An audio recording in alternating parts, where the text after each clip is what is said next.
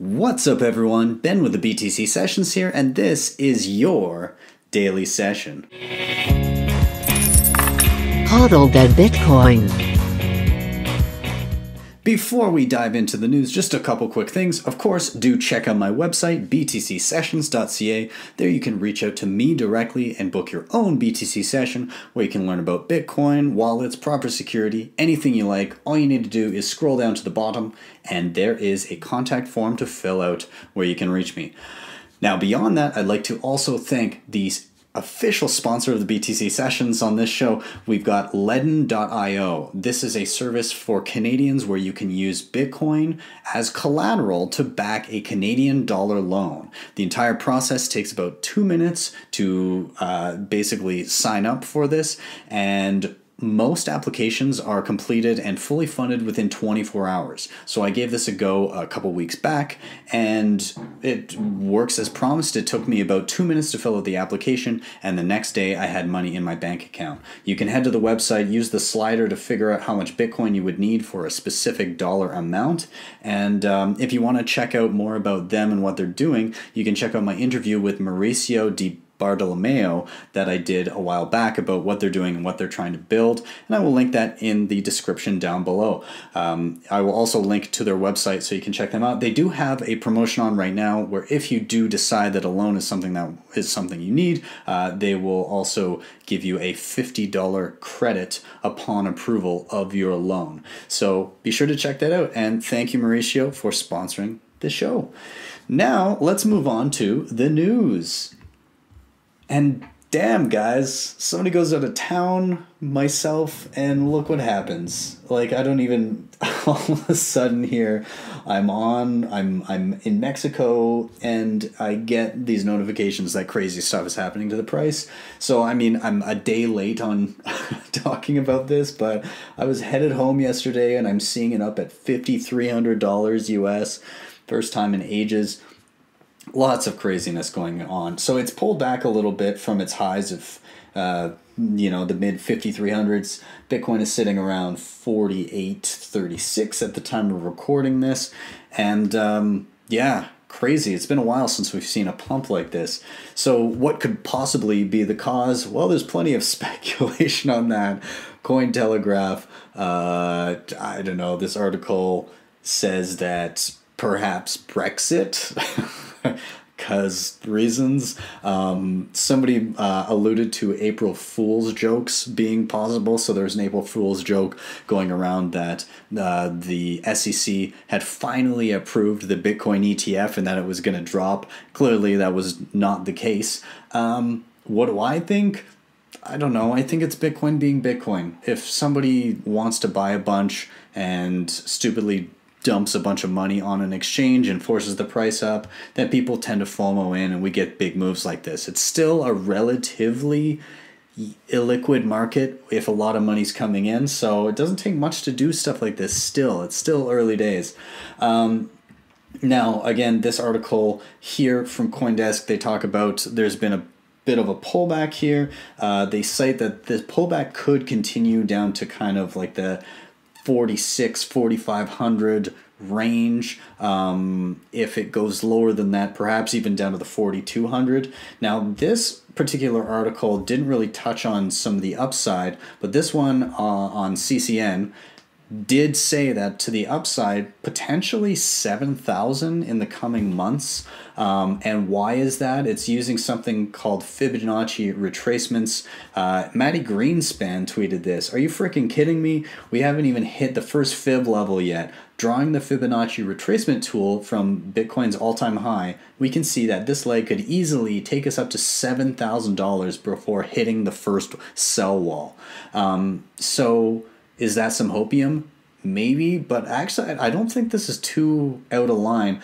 I think it may take longer than we think. I think there's probably still some sideways action to be felt through the coming months, and I don't anticipate us going up too much further than we have already. But end of year, I don't think 7,000 is out of the question. Maybe late into fall. I guess we'll see. Yeah, I mean, anything, I'm super excited to see a little pop in the price. And I'm just trying not to get too ahead of myself. Now, we did see a lot of craziness in the alt markets. I'm just going to pull this up for a second here because I now look at the bloodbath today comparatively. But we saw massive pumps. Things like Litecoin was up 35, 36%. Bitcoin Cash was being ridiculous. It was up like 60% at one point, enough to pop it back into fourth place. Just across the board, it was insane the other day. Double digits on everything. And that's why I don't take this pump too much to heart, because realistically, did every coin have a reason to pump? Absolutely not. Did Bitcoin even have a specific reason to pump? Unless you think the April Fool's Day thing did the trick, then no, not really. So when the whole market goes crazy like this, then I try to eat some humble pie, take a step back and go, oh, look how irrational things still are. So yeah, don't get too crazy. I hope none of you took this as an opportunity to buy when things were topping out just now and are now crying over these 15 to 20% losses. But hey, maybe we're starting to see a bit of a turnaround, but I guess time will tell. Let's jump into the next thing I wanted to talk about here, which is, Coinbase. Brian. So Brian Armstrong was doing an Ask Me Anything, and one of the questions came up were about his ambitions moving forward, and so one of his responses was, hey, maybe, honestly, like overthrow some corrupt dictators in the world. That would be awesome. And so I love the title of this article. Coinbase CEO wants to overthrow corrupt dictators after hiring team that sold spyware to corrupt dictators. If you don't know what they're talking about, they hired essentially a company, or acquired a company, Neutrino, which was basically put together by groups of people from a hacking team that sold software to corrupt dictators to spy on their citizens and trample all over their rights. So yeah, not great. If you want to dive further in depth regarding some of the hypocrisy of Coinbase, I did make a video a while back when delete Coinbase was trending, and so the video was called Why Delete Coinbase. So I'll link that in the cards here and down below if you want to check that out. But Coinbase doing Coinbase things. And lastly, this article here from Cointelegraph, and this is talking about how Bitcoin in the course of the next decade could be things like Visa and Mastercard to become a top world payment system. Now, some people scoff at this because they say, well, it's only X number of transactions per second, it's so small, but it's more about the trajectory that Bitcoin has been on during the first decade of its existence. So, yeah, basically, if it maintains this pace, then we could easily see that in 10 years. So they're talking about the differences between these types of networks. Now, we should note that Bitcoin itself is kind of a base layer protocol, and not necessarily a payment system, but it's kind of both. It blurs these lines. Visa itself is a payment system that utilizes dollars or local currencies as the actual unit of exchange. Whereas Bitcoin, it kind of does both, but other layers on top allow for expedited transactional demand. Really anything that goes above and beyond the current, 7 transactions per second. Yeah, so some of the comparisons here, Bitcoin, for example, has around 10,000 active nodes, whereas Visa has about 119 data centers. MasterCard has 98, PayPal has 51.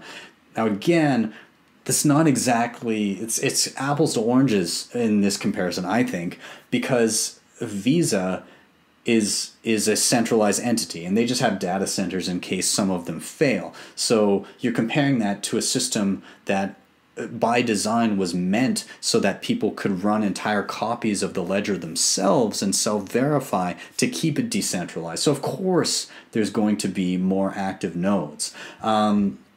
Now it says at the same time Bitcoin has fewer users, only what are they saying? Fewer users. They say that Bitcoin has 25 million wallets, while Mastercard and debit cards have about 5.3 billion. Again, even the 25 million number for Bitcoin wallets, you have no idea how many of those wallets belong to the same people. So that number could actually be far less, really. And then they're talking about scaling solutions, how Visa can do 65,000 transactions per second, whereas Bitcoin can only do a few, but they do make reference to the Lightning Network, and really with Lightning Network, the only constraint there is your internet bandwidth. So how much data can you actually transfer? And so the transactions per second on that are essentially limitless. So they're saying that in the next decade, and it could get to that level, and I don't think that's out of the question. I just think that some of the comparisons here are questionable, because it is very much a totally different beast, and you can't compare Bitcoin, which is a complete reimagining of the financial system, to a single entity like Visa that processes transactions. But anyways, an interesting article nonetheless. Guys, I'm going to wrap it here. I do want to say thanks for bearing with me while I was away. My wife surprised me with a trip to Mexico for my birthday last week. And so I was down there. I was trying to whip out some videos while still enjoying myself while I was there, while also doing work for Bull Bitcoin. So again, thanks for people that did watch the couple of videos that I was able to do while I was down there. If you enjoy what you saw here and you're new to the channel, please do hit subscribe. If you've been around for a while, even if you haven't, hit that like button. And if you want to be notified, please do hit the little notification bell, because I am always in the side chat when these air for the first time. So be sure to pop in and get notified when these things air for the first time, and chat with me there. And finally, if you really like what you saw, you can drop me a Bitcoin tip via the Lightning Network at my tippin.me address. You can see it on the screen here, but it will be linked down below as well. And yeah, check that out. I made a video tutorial on how it works as well if you're not familiar. Anyways, I will see you guys next time tomorrow for your daily session.